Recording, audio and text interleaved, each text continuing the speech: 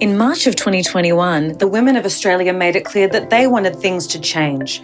Fed up with the lack of government action when it comes to gendered violence, many marched to Parliament House to demand the Morrison Government listen to what they had to say. Well, the good news is, we did. Here's some of the many changes the Morrison Government made that will benefit all Australian women.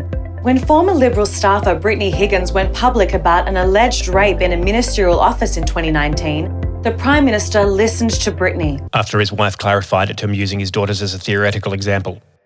And immediately ordered an inquiry into which members of his office knew about the alleged incident so the right people can be held accountable. This report was due in June 2021. It has now been suspended before it could be completed due to legal advice.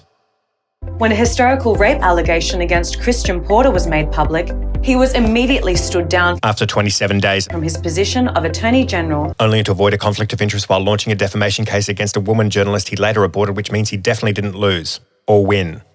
and Leader of the House. Christian Porter was later temporarily reappointed the Leader of the House. And in 2018, the Morrison Government commissioned the Respect at Work report, which made 55 recommendations towards how to improve women's safety at work. Of the 12 recommendations that needed parliamentary approval, the government passed half, ignoring workplace laws to ban sexual harassment and for employees to have a duty of care to take meaningful action to prevent sexual harassment from happening.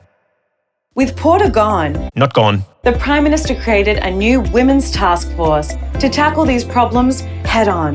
The Morrison Government looks forward to making the behaviour of blokes like Barnaby Joyce, who resigned from his position as Deputy Prime Minister due to sexual harassment allegations, a thing of the past. Barnaby Joyce is once again the Deputy Prime Minister. He has also been appointed to the Women's Task Force. Because the Morrison Government looks forward to the future. That's why we're holding the Women's Summit in September of 2021, where the Prime Minister will definitely be listening to what the many speakers will have to say. Scott Morrison appointed himself as main speaker at the Women's Summit. Brittany Higgins was invited last minute by a third party. Ladies, you asked for change, and you got it. Not technically true. The Liberal Party. Put your blind trust in us. Supported by Diana Ryall, AM for Irrational Fear Canberra.